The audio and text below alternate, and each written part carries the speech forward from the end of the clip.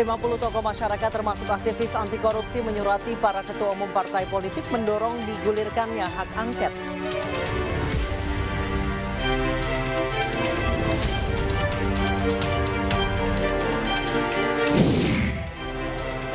Warga Gaza harus menjalani ibadah puasa Ramadan di tengah gempuran senjata Israel.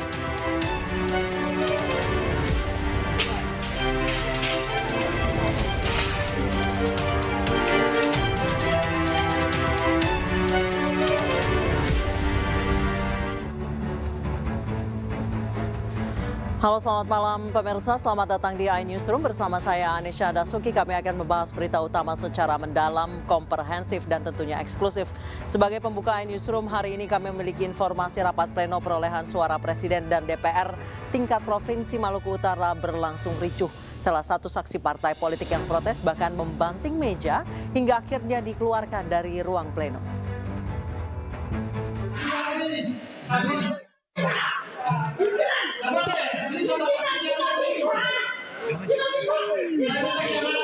Kericuhan mewarnai rapat pleno perolehan suara Presiden dan DPR tingkat Provinsi Maluku Utara.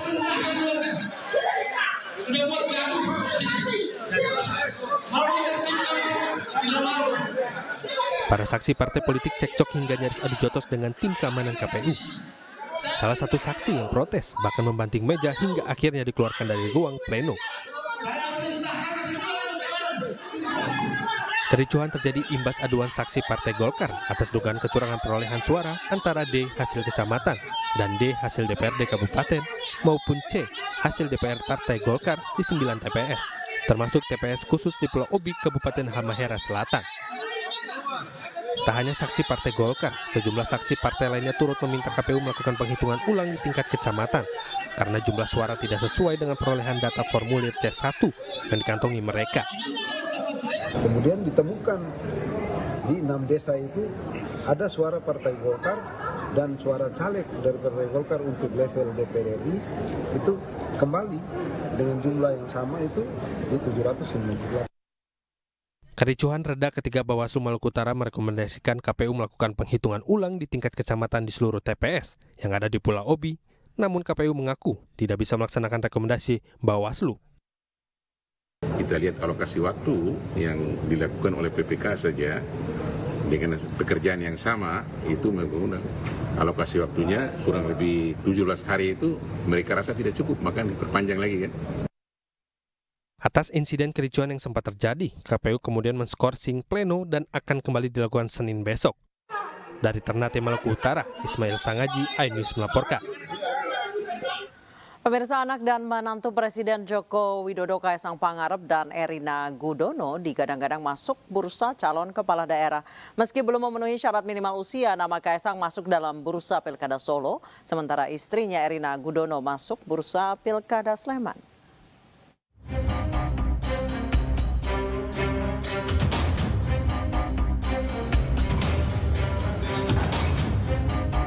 Nama Ketua Umum PSI Kaisang Pangarep masuk dalam bursa Pilkada Kota Solo, Jawa Tengah yang dirilis lembaga survei Solo Raya Populi. Tim survei mewawancarai sejumlah warga Solo dari berbagai kalangan dan memunculkan 12 nama potensial termasuk Kaisang. Dari stakeholder itu ada 12 nama, tadi yang sudah saya sebutkan, itu posisinya masih belum bisa di-ranking. Dan nanti rankingnya tentu saja tidak berdasarkan pendapat para tokoh itu. Rankingnya ada berdasarkan survei jajak pendapat. Respondennya adalah masyarakat Kota Solo yang namanya tertera dalam DPT. Kenapa itu penting?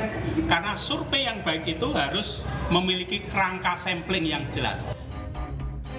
Menanggapi hal ini, Ketua DPW PSI Jawa Tengah Antonius Yogo Prabowo bahkan mengklaim Partai Gerindra dan Golkar sudah siap memberi dukungan untuk Kaisang. Namun ternyata usia putra bungsu Presiden Joko Widodo ini masih belum cukup untuk mengikuti pilkada serentak tahun ini. Berdasarkan peraturan perundang-undangan, usia minimal untuk ikut pilkada adalah 30 tahun. Sementara pria kelahiran 25 Desember 1994 ini baru genap berusia 30 tahun setelah gelaran pilkada selesai digelar, di mana pilkada serentak akan dilaksanakan pada November 2024. Sementara itu istri Kaisang, Erina Gudono, masuk dalam bursa bakal calon Bupati Sleman, Yogyakarta. Mantan finalis Putri Indonesia ini dilirik Partai Gerindra berdasarkan masukan dari internal partai. Menurut Ketua DPC Gerindra Sleman, HR Sukaptana, nama Erina dipertimbangkan lantaran muda dan energi. Nama Erina kini masih digodok sebagai salah satu bakal calon kepala daerah potensial. Tim Liputan iNews melaporkan. Teknisi pesawat kargo SNE PC-6 Pilatus yang hilang kontak sejak Jumat lalu ditemukan dalam kondisi meninggal dunia. Sedangkan pilot pesawat selamat dan terluka dievakuasi ke RSUD.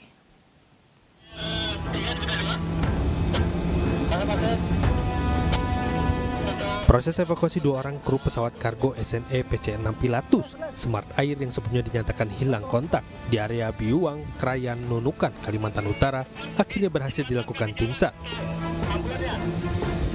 Proses evakuasi yang dilakukan sejak Minggu pagi hingga sore berjalan mulus dengan personil SAR dengan dibantu pesawat heli Caracal milik TNI Angkatan Udara.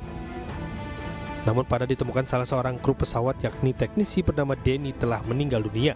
Sedangkan pilot pesawat Muhammad Yusuf ditemukan selamat namun mengalami luka pada tubuhnya dan dievakuasi ke rumah sakit umum daerah. 2 orang kru dari Papa Kilo Sierra November Echo milik Smart Air walaupun dalam kondisi yang satu kami nyatakan meninggal ya untuk teknisi dan pilot kami nyatakan masih dalam kondisi hidup dan saat ini melaksanakan perawatan. Nanti akan tim medis yang akan menilai apakah bisa ditangani utarakan atau kita rujuk ke rumah sakit yang lebih mampu menangani. Sebelumnya pesawat kargo yang membawa kebutuhan pokok atau sembako dari Tarakan menuju Binuang, Kalimantan Utara hilang kontak pada Jumat siang. Dari Tim Liputan iNews melaporkan. Pemirsa, malam ini Masjid Istiqlal Jakarta menggelar salat tarawih perdana Ramadan 1445 Hijriah. Warga berbondong-bondong datang ke Masjid Istiqlal dan beribadah dengan khusyuk. Pada salat tarawih perdana di Masjid Istiqlal malam ini, ceramah akan diisi oleh Imam Besar Masjid Istiqlal, Kiai Haji Nasaruddin Umar. Ceramah bertema puasa sebagai ibadah multidimensi. Pengelola masjid juga telah membersihkan dan menata sejumlah fasilitas masjid untuk kenyamanan jemaah. Selain itu, Masjid Istiqlal juga mengadakan buka puasa bersama setiap hari Senin dan Kamis dengan membagikan 4.000 paket makanan. Sedangkan di akhir pekan ada pembagian 6.000 paket makanan berbuka puasa.